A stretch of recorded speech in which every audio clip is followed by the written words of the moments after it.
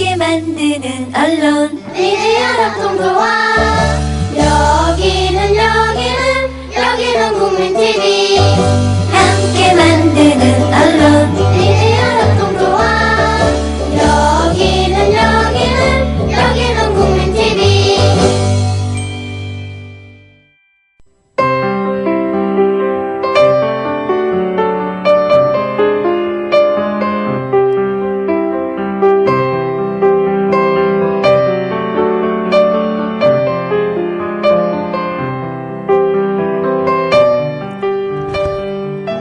듣지 않음은 듣는 이만 못하다.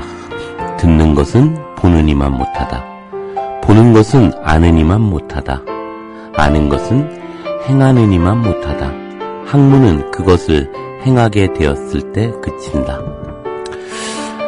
예, 고전 읽기의 이유로입니다. 오늘은 순자의 예치에 대해서 이야기를 나눠볼까 합니다. 방송 듣고 광고 듣고 이어서 하겠습니다.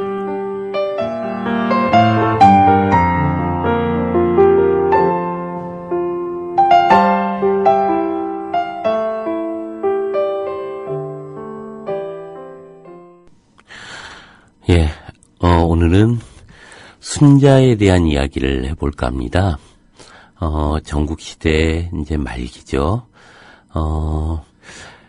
예치를 주장해왔던 순자의 사상인데요. 오늘은 그 인권수 선생님과 함께 이야기를 나눠보기로 하겠습니다. 인권수 선생님 어서 오십시오. 예, 안녕하세요. 예, 오늘 순자에 대한 이야기를 하려고 하는데요. 최근에 이제 순자에 관련한 책을 한 권 내셨네요. 그 순자 절름발이 자라가 천리를 간다. 이게 6번째 책이라고 하시죠? 예, 6번째 책이고, 예. 동양철학은 4번째 책입니다. 아, 예. 앞으로 계속.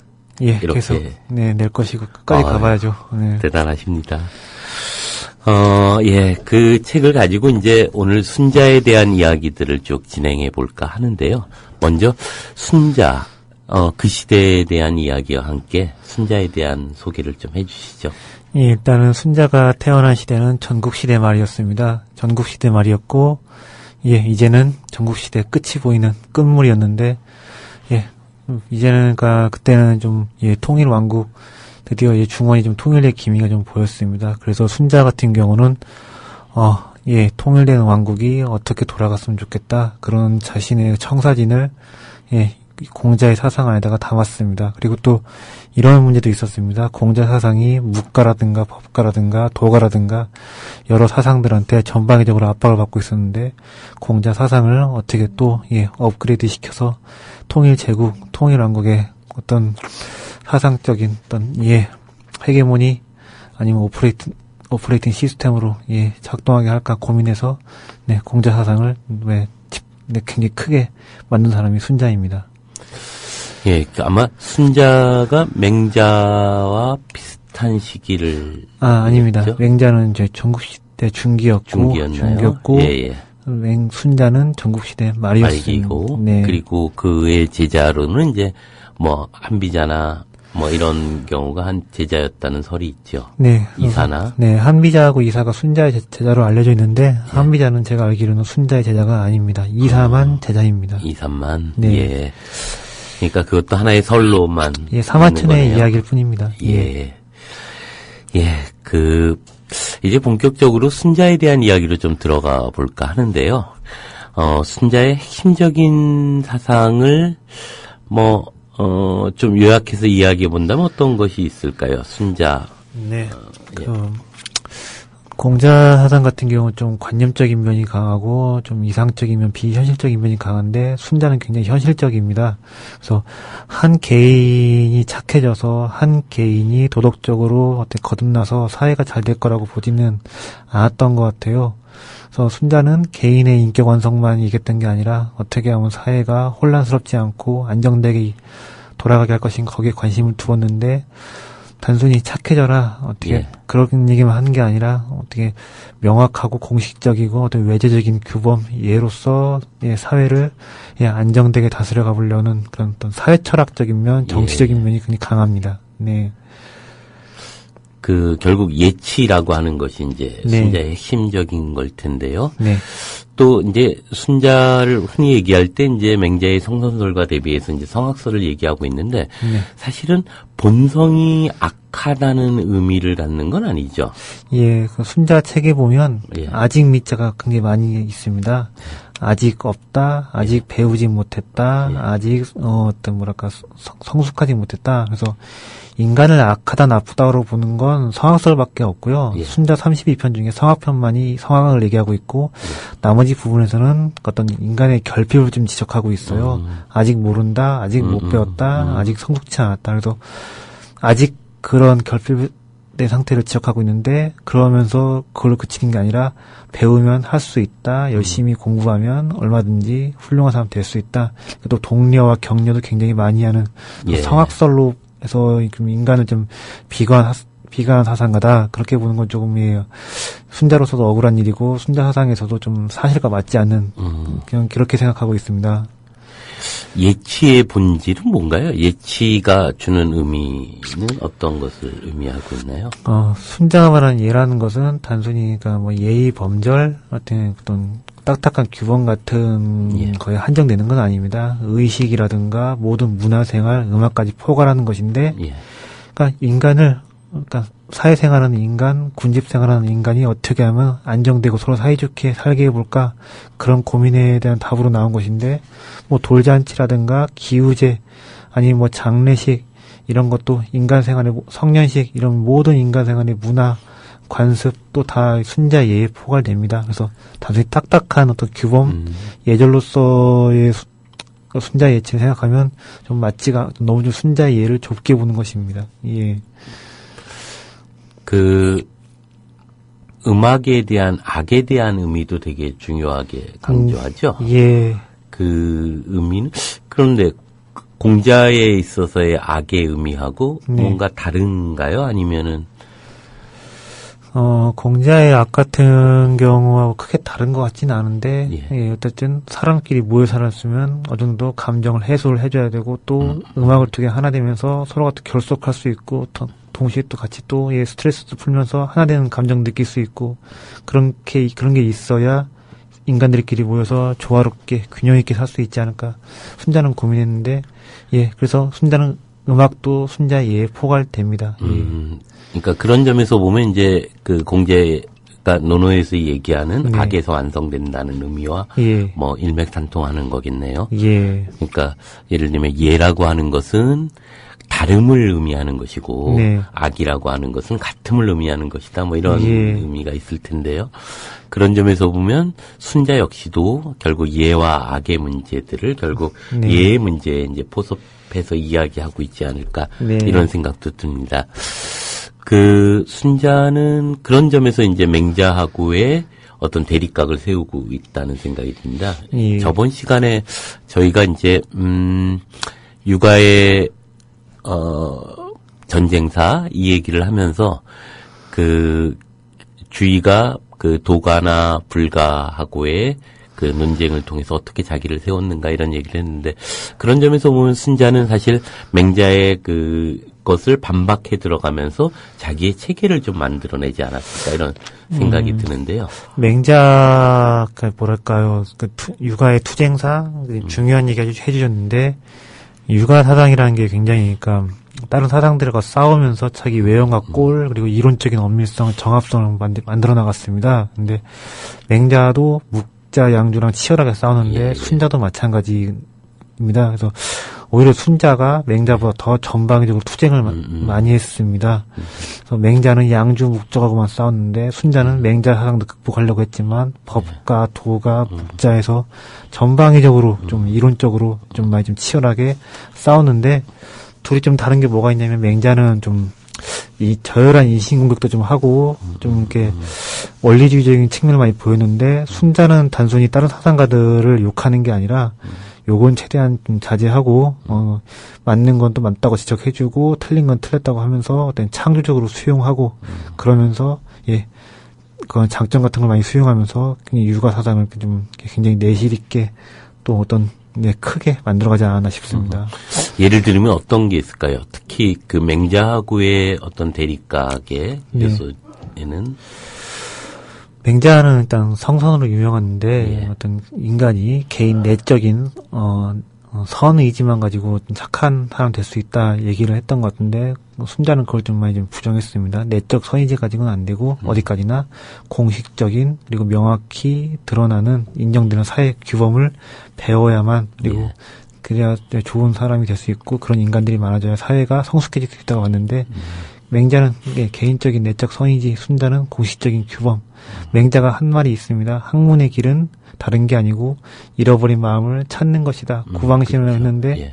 순자는 그런 말을 했습니다. 학문하는 데 있어서 스승을 따라서 배우는 것보다 편리한 것은 없다. 어떤 맹자는 이제 안 찾았다면 순자는 밖에서 특히 어떤 명확히 드러나는 공식적인 사회 규범. 왜냐 사회 구성원들이 어떤 공식적인 사회 규범, 약속된 문화 관습을 받아들여야 혼란이 최소화되고 안정이 도모될 수 있기 때문에 그렇습니다.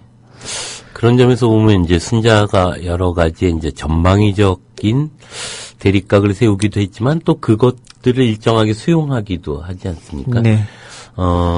그리고 한편으로 보면 그런 점에서 대단히 현실적이고 실천적인 이제 사상가로서의 의미들도 갖고 있을 텐데요. 그러면서도 다른 의미로 보면 뭐라고 할까요? 그 왕의 권위들 예컨대 맹자는 이제 왕이 왕답지 않으면 바꿀 수 있다라고 얘기하지만 이제 순자는 그렇지 않고 왕을 그렇게 변화시킬 수 있다라고 보는 거잖아요. 그런 점에서의 뭘 의미랄까 이런 것들이 좀 있지 않을까요?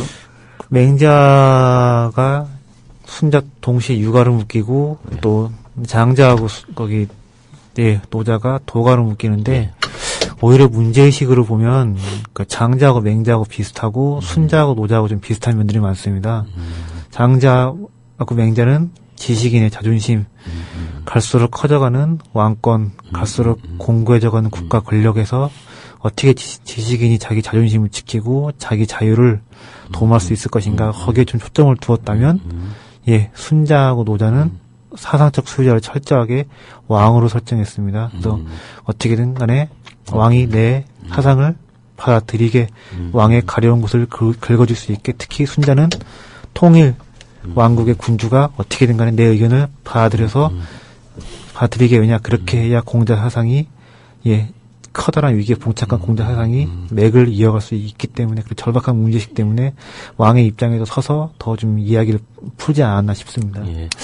더욱이나 그때는 이제 그 전국시대 말기이기 때문에 혼란이 이제 극대화되고 몇몇의 이제 큰 군주 국가들이 이제 서서히 통합해 나가는 과정이었고 어쨌거나 그 과정에서 이제 육아의 어떤 사상들을 그 안에서 체계화 시키려고 했던 것들이 있지 않을까 싶고요.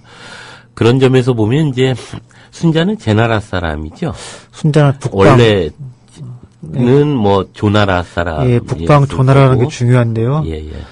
항상 북방은 좀 험하고 좀 거칠지 않습니까? 항상 자기 힘으로써 자기 살의 근거를 마련해야 되고 그래서 저는 순자의 유학을 저는 생존의 유학이라고 생각하는데 공자의 그런 관념적인 면을 많이 고쳤거든요. 왜 그러느냐? 제가 봤을 때는 순자가 태어난 환경, 조나라라는 거친 북방의 땅, 오랑캐하고 접해있는 땅 그런 순자가 항상 생존의 땅에서 어떻게든 간에 거칠게 싸워서 생존의 땅에서 살았는데 그러다 나니까 순자가 좀 생존의 유학 그래서 유학을 좀 현실적으로 강론 있는 유학으로 변모시키지 않나 생각합니다. 순자가 태어난 곳 조나라 이거 굉장히 좀 중요하다고 봅니다. 그 직하학파와 관계되지 않나요? 직하학파에 대한 소개도 잠깐 해주시죠.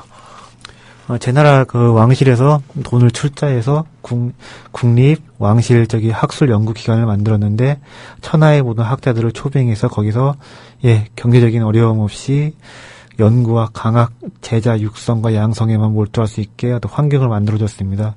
거기서 순자가 죄주라고 해가지고요 대표를 3번이나 역임했는데요. 순자가 당시에 나이도 좀 많았고 학식이라든가 좀 인격도 좀 있었다 생각을 하지만 제가 봤을 때는 순자가 거기서 대표를 3번이나 한 거 순자가 가지고 있는 어떤 교육자로서의 열정, 연구자로서의 열정, 특히 교육자로서의 열정을 다른 학자들이 존중했기 때문에 인정했기 때문에 거기서 대표를 3번이나 하지 않았나 싶은데 제나라 직하학궁이라는 그런 지금으로 말하면 어떻게 전 세계 학자들이 다 모이는 하버드 국립 그렇죠. 대학 같은 곳에서 순자가 총장을 한 거죠. 총장 3번이나 예, 했다고 예. 보시면 될 것 같습니다.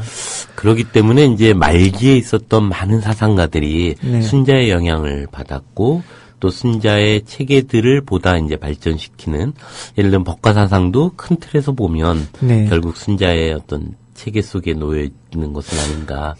전 그렇게 보지는 않고요. 순자가 오히려 그것들을 잘 종합한 거지. 음. 그 사람들이 순자한테 영향을 받았다 그런 거 없던 것 같습니다. 왜냐하면 시기가 순자 사상이 나왔던 시기가 거의 전국시대 끝물이었고 예. 많은 사상가들이 다 이미 쓰러진 시대였는데 시기적으로 순자 그 사람한테 영향을 줄 수가 없거든요. 먼저 저기보다 죽거나 그런 사람들한테. 근데 순자는 오히려 집대성자, 종합자. 그래서 동양에서 정연과 공자, 주의를 3대 집대성자라고 하는데 예. 제가 봤을 때 공자 말고 순자를 집대성자로 넣어야 될 것 같습니다. 잘 종합한 사람. 예, 그 순자는 다른 편으로 보면 이제 송대에서 그 순자가 이렇게 일정하게 이제 맹자를 세우는 과정에서 이제 지워지게 네. 되죠. 특히 예. 조선에서는 순자를 공부한다는 것이 대단히 위험한 네. 일이었고, 그리고 순자의 사상이라고 하는 것이 이제 천대되었는데, 네. 그 이유는 또 어디에 있나요? 일단 사대부들 한나라 때는 왕권이 강한 한나라 때는 순자 유학이 득세를 했습니다. 예. 제갈량이라는 사상가 아시죠? 예. 예, 그 병법가이기 전에 굉장히 당대의 훌륭한 지식이었는데 그 사람이 쓴 문집 아들에게 쓴 계자서만 봐도 순자적 유학 냄새가 진하거든요. 근데 한나라가 망하고 당나라가 망하면서 이제 성리학이 좀 모색이 됩니다. 근데 성리학 같은 경우는 전형적으로 땅을 가진 또 농지 경영인 사대부들 입장에 맞는 사상입니다. 근데 당연히 그러다 보니까 성리학자들 입장에서는 맹자가 좋을 수밖에요. 성선설입니다. 내적인 어떤 주관적인 선의지를 존중합니다. 굳이 국가 권력, 외부의 교화, 통치가 안 미쳐도 인간이 알아서 착한 사람, 성인이 될 수 있다. 이게 맹자의 입장이다 보니까 자연적으로 사대부들 농지를 가진 지주 겸 지식인들 입장에 맹자 입장이 훨씬 더 잘 맞거든요. 그들 입장에서 봤을 때는 왕의 입장에서 천하를 보는 사상으로서 순자의 그런 면이 상당히 마음에 안 들었을 것이고 자신들의 정치 경제적 특권을 뒷받침하는데 도움이 되지 않았을 겁니다. 맹자가 확실했거든요. 자신들의 정치 경제적 특권을 뒷받침하는 데 있어서. 조선도 역시 어떤 사대부들인데 단순히 사대부들이 글줄만 읽는 사람들이 아니지 않습니까? 예.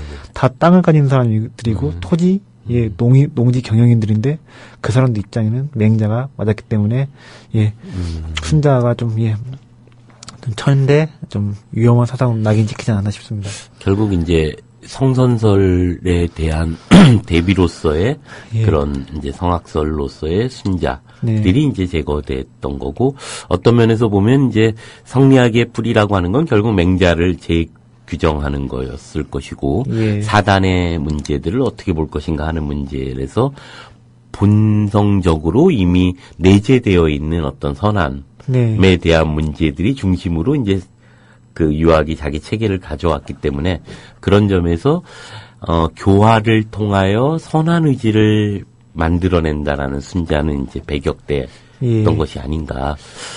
그럼에도 불구하고 실천적인 의미가 있다면 어떤 걸까요? 실천적인 의미요? 일단 순자로서는 어쨌든 간에 무조건 어떻게든 간에 인간이 단순히 안에서 착하다, 내 안에 선한 마음을 발견하고 잘 키워가지고 이걸로는 얘기 안 하거든요. 어떻게든 간에 바람직한 규범, 문화 관습을 지키고 실천하고 배워야만 한다. 그렇게 해야 개인도 성장하지만 사회도 성숙된다. 항상 이렇게 어떤 밖으로 드러난 문화 관습, 규범, 이것들을 지키고 배우자. 그리고 순자 같은 경우는 그런 면이 있습니다. 어떤 스포츠 선수가 아니면 어떤 운동선수가 운동을 배우고 트레이닝하는 것처럼 예를 배우고 훈련하라 이렇게 말도 합니다. 끊임없이 배워서 저절로 몸에 익힐 때까지 예나 문화 관습을 배우고 행동하라. 순자가 이렇게 말을 했습니다. 학문에는 두 가지가 있다고. 수의 학문이 있고 의의 학문이 있다. 수는 단순히 그런 어떤 텍스트 전적을 읽는 것이라면 의는 실천을 통해서 자기를 계속 성장시켜 나가는 것인데 수의 학문은 끝이 있지만 의의 학문은 끝이 없다. 죽을 때까지 어쨌든 간에 문화 관습 규범을 실천해 나가야 한다. 그런 면에서 오히려 또 공자랑 또 맞닿을 수 있는 부분이 있지 않나 싶습니다. 죽을 때까지 해야 되니까. 그런 점에서 보면 순자가 참 어찌 보면 대단히 정교한 이제 사상 체계를 만들었고 예. 공자 시대만 하더라도 이제 큰 의미에서는 이제 뭐라고 할까요? 조금 관념적인 의미에서의 윤리학 정도였다면 네. 순자에 와서는 이게 치밀하게 어떻게 실제적인 사회 규범으로서 자리 잡아야 할 것인가라고 하는 네. 아주 세밀한 부분까지도 건드리고 있지 않는가 이런 예. 생각도 드는데요. 예를 들면 어떤 것이 그런 것들이 있을까요? 세밀한 부분들 일단 순자 예. 텍스트 자체가 32편, 32편인데요. 예. 단순히 예나 군자 어떻게 하면 군자 될 것인가 예란 무엇인가만 논한 게 아니라 부국편이 있고 강국편이 있고 예 의병편이 있습니다. 군사 문제에 대해 다루고 예 또 어떤 경제 문제에 다루고 또 뭐 철론 천에 대해서 이야기하고 악론 음악에 대해서 이야기하고 또 치사 어떻게 하면 좋은 선비들을 유치할 것인가 또 군도 임금의 길 신도 신하의 길 일단 다양한 사회 이런저런 분야를 망라해서 논했다는 게 그것도 예 하나의 체계 정합성 있게 논했다는 게 예. 굉장히 뭐랄까요 통치자 입장에 봤을 때는 이 정도면 우리나라를 다스릴 오퍼레이팅 시스템으로 쓸만하구나 그런 느낌이 들 수 있게 여러 부분 정말 논을 했고 또 정합성 있게 체계적으로 서술을 했습니다. 사실 학문적 엄밀성이라든가 이런 방대한 체계로 보면 맹자는 도저히 순자 상대가 아니거든요. 말씀드린 대로 순자는 하버드 총장이라면 맹자는 시골 사설학원 원장 아니면 교장 선생님밖에 안 돼요. 학문으로서 엄밀성과 체계의 그런 깊이는 사실 둘이 비교하는 것 자체가 민망할 정도입니다. 네, 그렇습니다. 그러니까 결국 이제 시스템들을 아주 정합적으로 이제 잘 갖추고 있다라는 점일 텐데요. 네. 그게 이제 나중에 다양한 사상들에 또 영향을 줬을 것도 같고 또 다른 의미로 보면 이제 예를 들면 그 제국을 통일했던 진나라의 참모들 이사라던가 이런 사람들도 결국 일정한 영향을 받지 않았을까 이런 생각도 드는데 그게 좀 뭐랄까요 서양의 아리스토텔레스 칸트가 있고 동양에는 또 순자하고 또 주의가 있습니다. 훌륭한 집대성자. 근데 완성도 높은 집대성자가 나오면 한동안 학문적으로 어떤 경색되고 경직된 면이 있습니다. 왜냐하면 너무 훌륭한 사람이 나와서 거의 완벽에 가까운 사상체계를 만들어놨으면 이거 다른 시대적 조건이라든가 정치 경제적 조건이 변하지 않는 이상은 그 학문이 당분간 독재를 하거든요. 순자하고 다른 것들한테 영향을 줬다거나 학문적 다양성에 어떤 커다란 어떤 자극이 되지는 않았습니다. 왜냐 순자 사상만 가지고도 제국을 돌릴 수 있고 너무 정합적이고 훌륭하기 때문에 주의 사상도 우리가 너무 주의를 이렇게 신봉했다고 욕을 많이 했지만 너무 그 당시의 주의 사상이 너무 좋았기 때문에 그것이 한동안 독재할 수밖에 없었거든요. 뭐 아리스토텔레스라든가 서양의 칸트도 마찬가지일 겁니다. 너무 그러니까 훌륭하고 정합성 있고 좋은 집대성 체계적인 사상이 나오면 어떤 그건 정말 대단한 일이고 의미 있는 일이지만 한동안 또 학문적으로 경색되고 경직되고 좀 발전이 없는 그런 면이 좀 있는 것 같습니다. 네, 그래서 순자가 나왔을 때 한나라 때는 당분간 어떤 사상적으로 커다란 뭐 변화라든가 다양성 어떤 진보가 좀 없지 않았나 싶습니다. 그러니까 성군의 길 또 신하의 길 이런 것들을 되게 체계화시킨 것으로도 또 되게 유명한데요. 네. 그 내용은 간단하게 좀 소개를 좀 해주시죠. 내용들이요. 네. 그러니까 임금이라면 해야 할 일 규정했고 신하라면 또 해야 할 일 규정했는데, 그러니까 순자는 그 단순히 이래야 한다 당위적인 것만 제시한 게 아니라 꽤나 강론 세부적으로 제시를 했는데 그러다 보니까 제자들이 그런 생각을 했던 것 같아요. 이분이 한 얘기를 좀 더 성문화 시켜보고 문자 시켜보자. 그래서 얘기라는 경전이 순자 덕분에 나온 것 같습니다.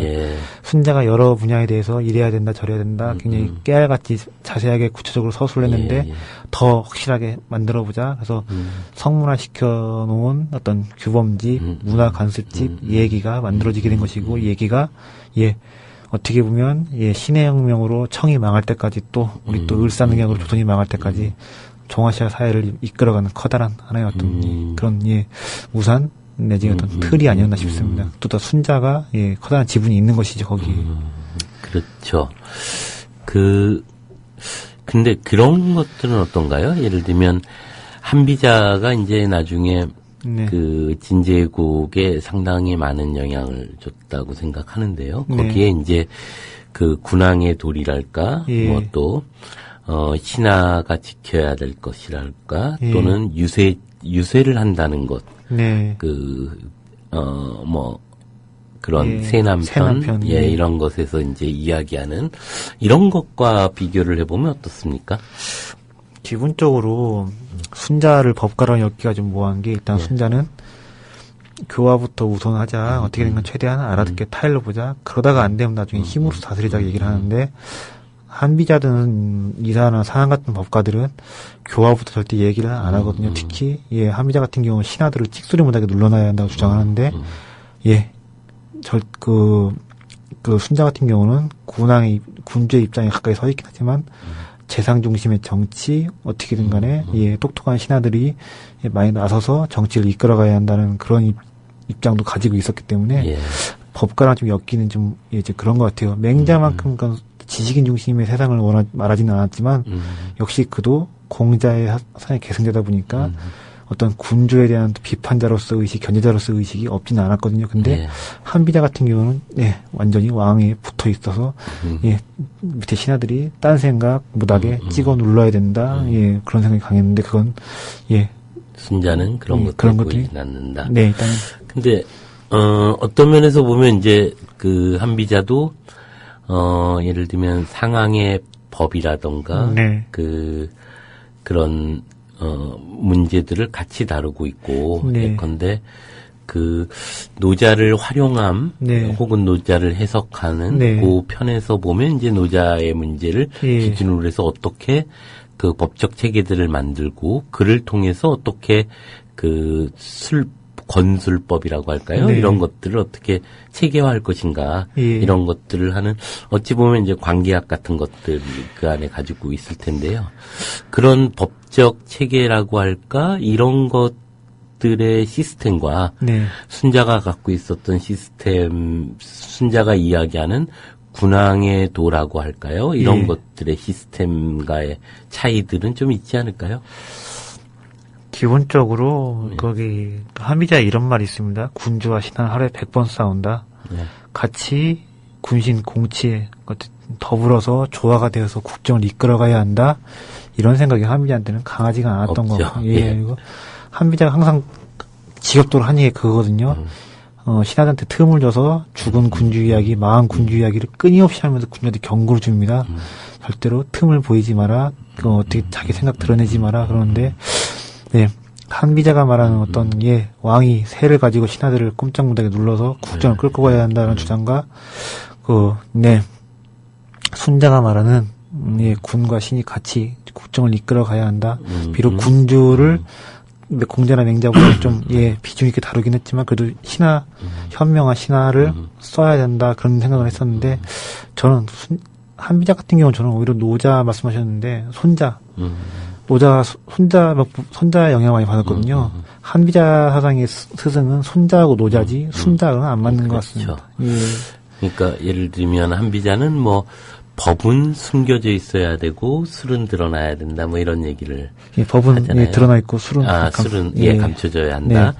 이런 얘기를 하는데 그런 점에서 보면 이제 순자가 하려고 했던 그 함께 무엇인가를 더불어 이루는 네. 것과는 이제 전혀 다른 예. 의미를 갖고 있다는 점이죠. 예. 예, 잠깐 그 음악 하나 듣고 그 다음에 우리가 이제 현실의 문제로 다시 한번 이야기를 나눠보죠.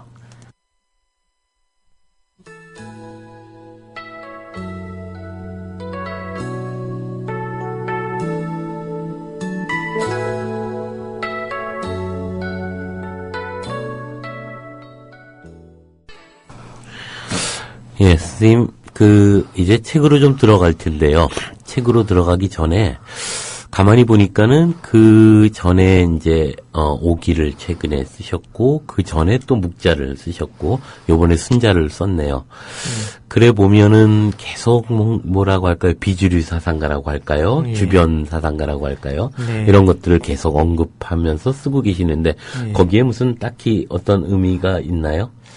일단은 묵자라든가 오기라든가 순자라는 사람들 당대에 정말 주름자 같은 사람들이고 예. 묵자 같은 경우는 예, 맹자도 인정한 바 아니겠습니까? 예, 예. 묵자의 목소리가 온천하에 가득 차 있다. 예, 예. 근데 그동안 어떤 연구라든가 그런 학교에서 또 수업과 할 때 다루지가 않았는데 예.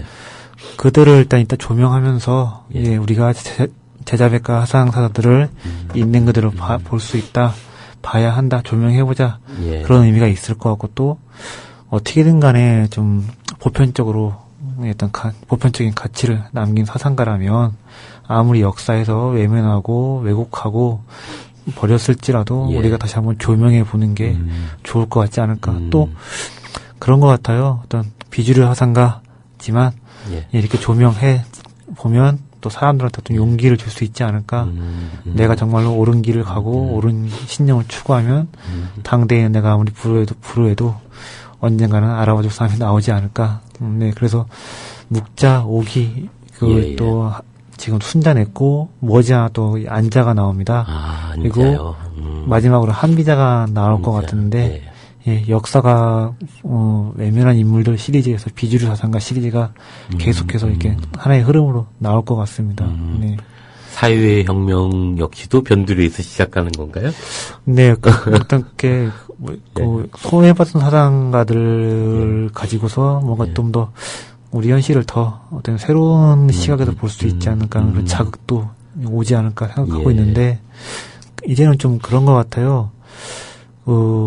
어떤 책이 그리고 어떤 사상가가 외면받고 소외받는 것은 굉장히 뒤에 정치 사회적인 어떤 이유가 있고 그런 문제가 있는데 어떤 정치 사회적인 모순들이 묵자라든가 오기, 순자를 소외시켜 왔는지 또 그들이 어떤 정치 사회적인 지향이 있었기 때문에 외면받아 왔는지 그걸 좀 제가 또 고민해야 될 것 같고 또 궁극적으로 또 저한테 이런 질문 좀 해봐야 될 것 같습니다.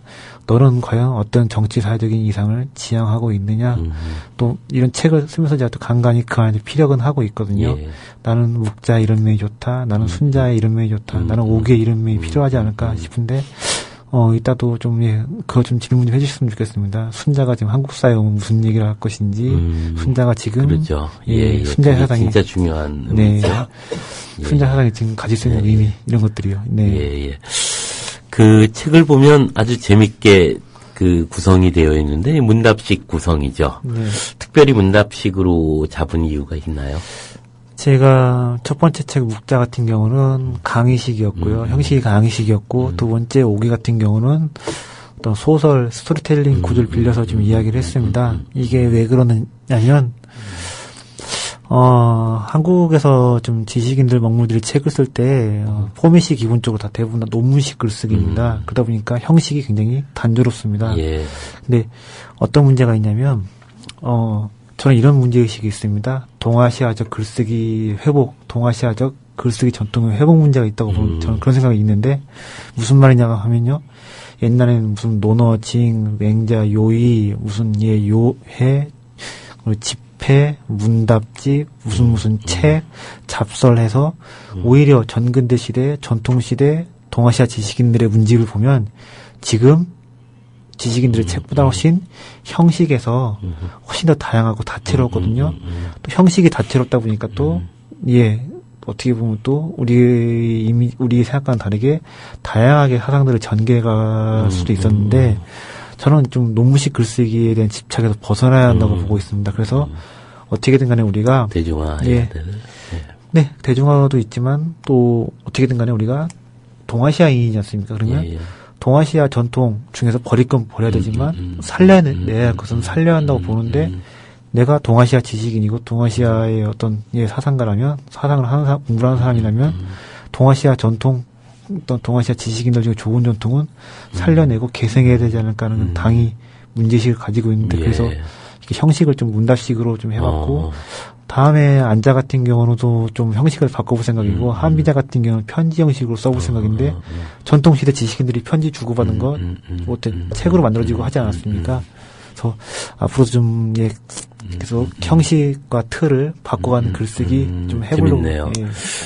그러니까 뭐 스토리텔링이나 이런 거 뭐 사기 같은 경우에서 있었고 근데 문답식은 뭐 그런 게 있나요? 대표적으로 저기 이율곡 저는 순자 사상하고 많이 비슷하다고 생각하는 조선시대 지식인이 이율곡인데 동호문답이라고 있지 않습니까? 문답식으로 가상의 화자를 설정해서 그렇죠. 나라를 다스림에 대해서 아니면 뭐 성인됨에 대해서 서로 문답으로 하는 있지 않습니까?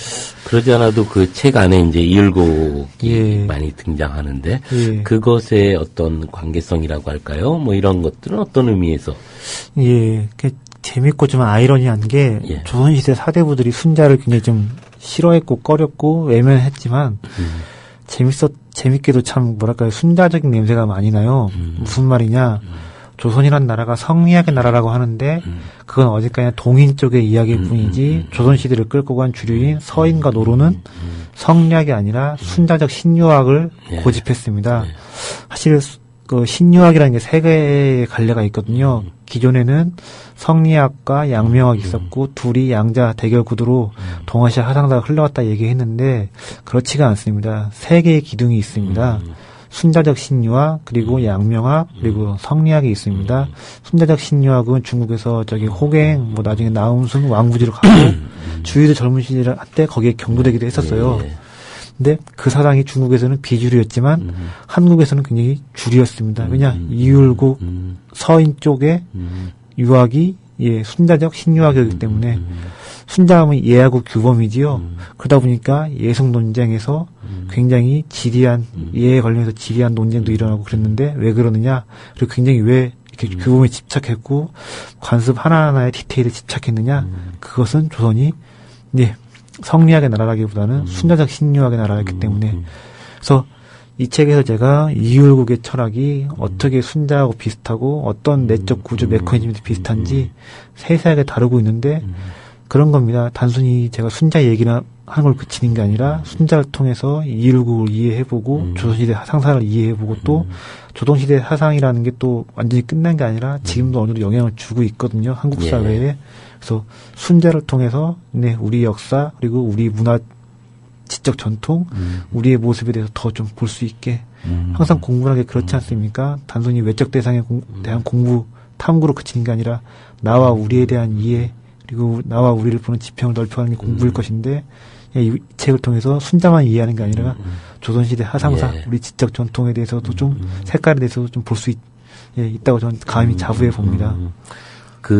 이율곡은 사실 그런 점에서 보면 순원이나 뭐 이런 책을 쓰는 걸 보면 대단히 이제 넓게 그리고 다양한 의견들을 수용해 나가고 그것을 또 자기 안에서 재정리했던 부분도 있지 않나요? 젊었을 때는 저는 전형적인 성리학자였는데, 예. 불가에도 영향을. 불가 영향보다는 기대승이라는 학자가 있습니다. 예. 기대승과 누구랑 퇴계하고 치열하게 논쟁했죠. 기대승이 정통 성리학자였으면 퇴계랑 똑같이 그렇게 논쟁 치열하게 할 이유가 없거든요. 하지만 사상적으로 뭔가 다르니까 치열하게 싸운 겁니다.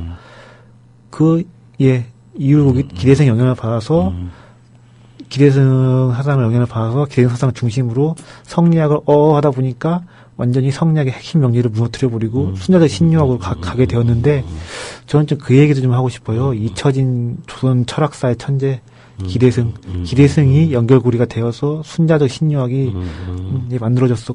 한국 사회에 조선에 이 시대에서 있었고 이율곡이라는 천재 철학자가 나오게 된 것인데 잊혀진 기대승 얘기도 좀 책이 좀 다루었습니다. 되게 다양한 문제들을 순자를 통해서 이제 좀 지평을 확장해 보려고 하셨군요. 정말 재밌을 것 같네요. 자, 이제 그런 얘기로 좀 들어가 볼까 하는데요. 사실 그 모든 철학이라고 하는 것이 현실의 문제에 대한 어떤 질문이랄까요? 현실의 문제를 고민하는 지점과 맞닿아 있다고 보는데요. 그런 점에서 보면 저는 이제 이 대담 프로그램을 진행하면서 항상 마지막으로 묻는 질문이 이겁니다. 현실에서 이것이 어떤 의미를 갖고 있는가? 이러자면 지식인의 역할이라고 하는 것이 순자에게는 되게 중요했을 텐데요. 그런 점에서 보면 이제 지금 현실에서 순자를 공부하는 것, 또 순자가 우리에게 던져주고 있는 질문이랄까요? 뭐 이런 거에 대해서 좀 얘기를 해주시죠. 다른 걸 떠나서 순자하면 이 사람이 훌륭한, 그러니까 철학자 하상가라기보다는 일단 이 사람이 교육자라는 그런 자의식이 투철한 사람입니다. 이 사람의 그런 문집 텍스트를 보면요. 저절로 서머리가 되게 써져 있습니다. 문장의 대칭성이나 아분이 훌륭하고, 어떤 구조가 훌륭하고, 또, 같은 얘기를 반복하지만 사상 그 어떤 사례와 비유를 계속 바꿔가면서 기가 막힌 비유를 들어 설명을 해주는데 순자의 텍스트를 읽다 보면 뭐랄까요? 이 사람이 뭐랄까 굉장히 내 수업 듣는 제자들, 내한테 가르치는 제자들이 훌륭한 학자로 커야 한다는 그 절박한 생각이 강했다는 걸 좀 알 수가 있어요. 그러니까 굉장히 이 사람 뭐랄까 사상가 철학자이기 이전에 훌륭한 교육자다. 그래서 교육 철학자이죠. 예. 예. 그래서 이 사람이 한 말이 청출어람이거든요. 뭐겠습니까? 제자가 열심히 하면 스승보다 선생보다 더 나은 사람 될 수 있다는 말이 청출어람인데 청출어람이라는 말을 순자가 가장 먼저 했어요. 교육자가 아니면 할 수 없는 말이지 않습니까? 그리고 또 이 사람 텍스트를 보면 예론, 악론, 천론이 되는데 서재에서 쓴 게 아니라 예에 대한 강의록이고 악에 대한 강의록인데 그러니까 강의록을 학생들이 어떤 필사를 한 것인데요.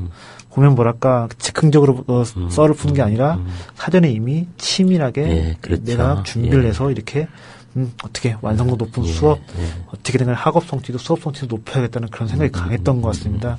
그래서 특히 교육에 업으로 하시는 분이라면 순자에 대해서 좀 읽어보시는 게 좋지 않을까 싶고 또 학문에 대한 열정이 정말 대단한 사람입니다. 이 사람이 조나라에 태어났지만 진나라로도 갔었고 제나라로 갔었는데 진나라에 가서는 진나라의 법치를 부분적으로 수용을 했고 제나라에 갔을 때는 제나라가 특히 분업이 발전했었고 상업이 발전해 있었는데 제나라 갔을 때는 분업을 자기 사상체계 안에 수용을 했고 시장을 보는 경제를 보는 시야가 넓어졌는데 결정적인 게 참 그건 것 같아요. 이 사람이 나중에 말년에 초나라로 갑니다. 그래서 초나라에 가서 남방 문학을 배웁니다. 근데 아시겠지만 지금도 중국은 북방의 세계와 남방의 세계가 많이 다릅니다. 남종선, 북종선이라고 하고 또 그림만 해도 그렇고 문학만 해도 그렇고 예술 세계가 남과 북이 완전히 다른데 순자는 시경을 공부하는 사람이 시경 완전 자기 걸로 마스터한 사람이 60 넘어서 70 다 된 사람이 남방으로 가서 남방의 문학을 배웠습니다. 그래서 32편 이 사람이 쓴 텍스트 중에 성상과 부편이 있는데 이 남방의 문학을 배워서 자기 걸로 한 다음에 거기다가 노래를 만든 거예요.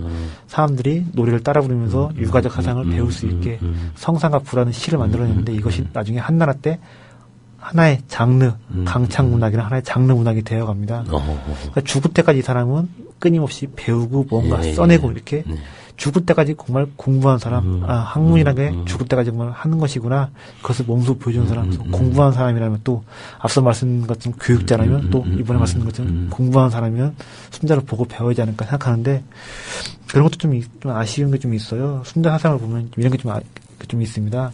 순자가 강조한 게 있습니다. 이 사람은 사회학자적인 측면이 강한데 사회 안정과 통합에 대해서 얘기를 많이 했는데 사회가 안정되려면 어느 정도 조화 균형을 찾아가려면 누구든지 간에 그 사람이 학력 수준 아니면 뭐 지적 수준 또 신분을 떠나서 모두에게 다 어느 정도 자기가 서 있을 자리를 주고 역할을 줘야 한다 그런 얘기를 주장을 했습니다.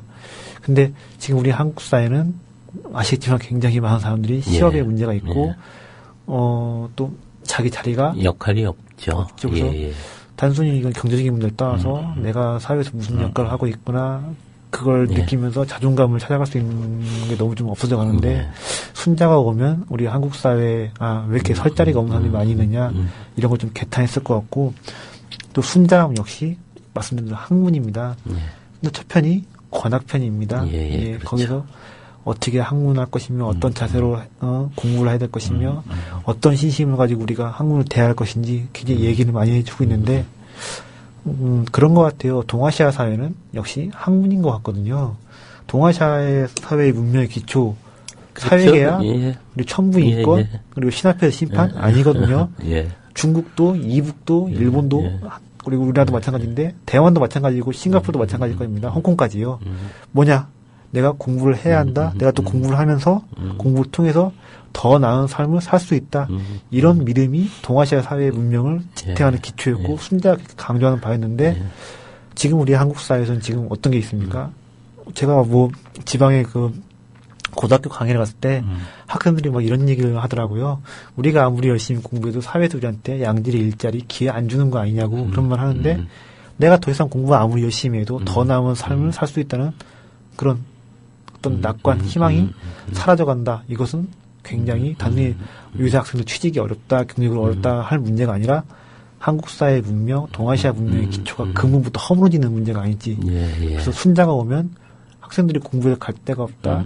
공부를 통해서 자기가 성장할 수가 없다. 이런 현실을 굉장히 다른 것도 굉장히 아파했을 것 같습니다. 네. 그렇죠. 또 다른 의미로 보면 이제 공부라고 하는 것이 네. 이제 단순히 그런 실용적 도구로서의 의미가 아니라 자기의 내적 수양과 네.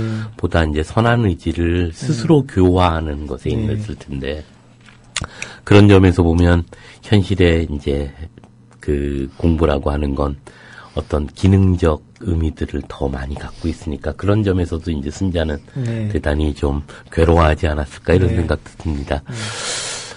그렇죠. 우리가 권학이라고 하는 것은 이제 공자 때부터 이미 네. 이제 첫 장이 이제 학위습의 예. 의미들을 얘기하고 있는 거고 그것이 이제 우리 공부를 한다는 것과 실천한다는 것이 분리되어 있지 않은 네. 어떤 그 동양 철학의 네. 힘을 가지고 있는 것은 아닐까 이런 생각도 네. 들고요.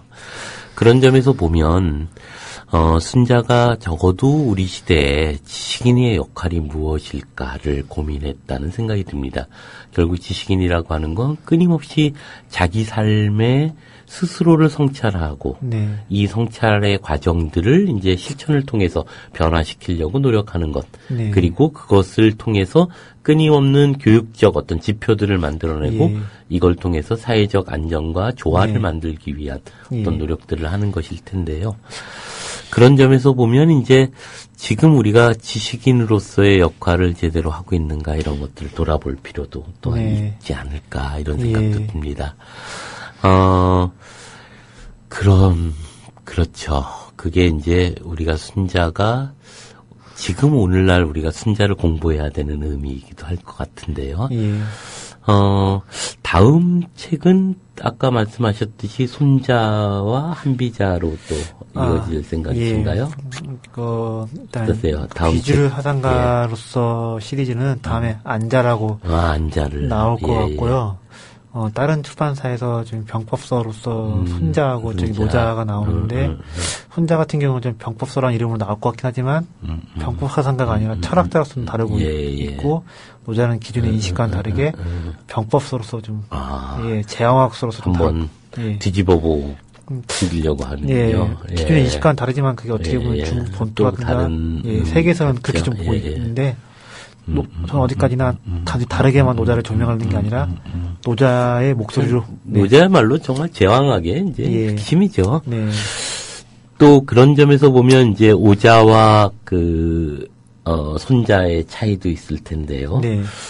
그런 것들이 이제 꾸준히 하나씩 지금 이제 기록하고 계시고 또 새로운 관점의 해석을 하고 네. 또 우리가 묻어졌거나 아니면 이렇게 치우쳐졌던 것을 다시 한번 좀 가로잡는 노력도 하시는 것 같고요. 그런 점에서 계속 이제 평생을 어쨌거나 전업적 지필 또 동양 철학에 대한 어떤 사상의 체계들을 새롭게 계보화하는 작업들을 하시고 계시는 거네요. 네. 아유, 대단하십니다. 그거 아무나 할 수 있는 것들이 아닐 텐데요. 어떠세요? 하시면서 힘드신 건 없나요? 책은 좀 잘 나갑니까? 동양 철학 책 치고는 꽤 좀 팔리고 있고, 그래요? 과부한 사랑 많다고 생각하고 있는데, 경제적으로는 좀 많이 먹고 살만 궁핍한 것 같아요. 않죠? 네. 소비를 최소화시키고, 그러게요. 우리가 이렇게, 사실 책이라는 건 어찌 보면 이제, 이런 걸 텐데요. 최근에, 이제 사회적 우울증이라 할까 정신적인 여러 가지 질환들이 이제는 보편화되었고 일상화되어 있거든요. 이 일상화되어 있는 것들이 병원에 가서 치유할 것들이 아니고 어찌 보면 종이병원이라고 할까요? 서점에서 이것들이 이제 치유돼야 되는, 그랬을 때 사회적 비용도 최소화될 것이고, 이 종이병원의 역할은 되게 중요할 텐데요. 우리가 점점 매체가 민주화되면 될수록 어찌 보면 대중은 되게 이렇게 속물화되는 것도 좀 있지 않을까 이런 생각도 드네요. 네, 저는 그래서 우리가 전반적으로 많이 좀 다운되어 있지 않습니까? 근데 제자백과 하상가들 보면 그들이 가진 기계가 있고 다른 야성이 있고 그런데 저는 제자백가들이 가진 그런 에너지들을 사람들한테 좀 전달해주고 싶어요. 그들이 가진 기백, 야성, 특히 얼마 전에 작년에 나온 오기 같은 경우는 네, 나름 뭐랄까요? 대단한 예, 사람이죠. 기배 예, 그리고 예. 나름대로 낭만 이런 거 보여줬는데 지금 병자들하고 같이 예, 잠을 자고 자고, 마치 먹고 예. 구름을 짜주고 지금 사회가 지금 참 슬프게 된 게 노력이란 말, 열정이란 말에 굉장히 그 비아냥 섞인 반응이 나오지 않습니까? 근데 노력과 열정이란 말에는 악플이 달리고 있는 건데 기백이라든가 낭만 뭐 이런 말들은 뭐 아예 그냥 이야기도 안 나오는 것 같아. 야성 이런 말들은 한데 그렇죠. 예, 전 오기도 진짜 공부할 만할 것 같아요. 네. 그 오기의 죽음이 그 시대를 완전히 바꿔버리는 거잖아요. 오기가 정말 대단했습니다. 예, 네. 그 죽음 하나로 이제 뭐 엄청난 이제 회오리 바람이 몰아치고 네. 그때 이제 수많은 사람들의 변동과 사회 변동을 이제 겪게 했던 예. 죽음까지도 그랬던 엄청난 병법각이기도 하죠. 예. 아이고, 예, 정말 하실 일이 점점 많아지네요.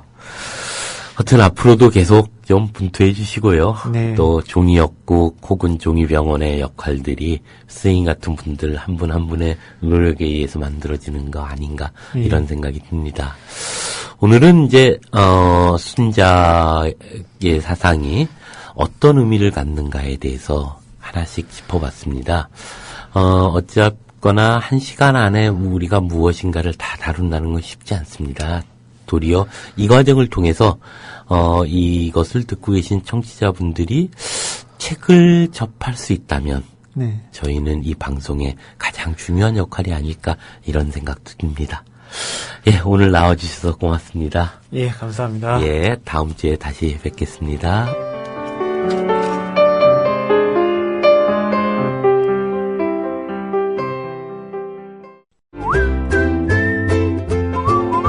국민라디오 팟캐스트 응원하는 가장 쉬운 방법 아시나요?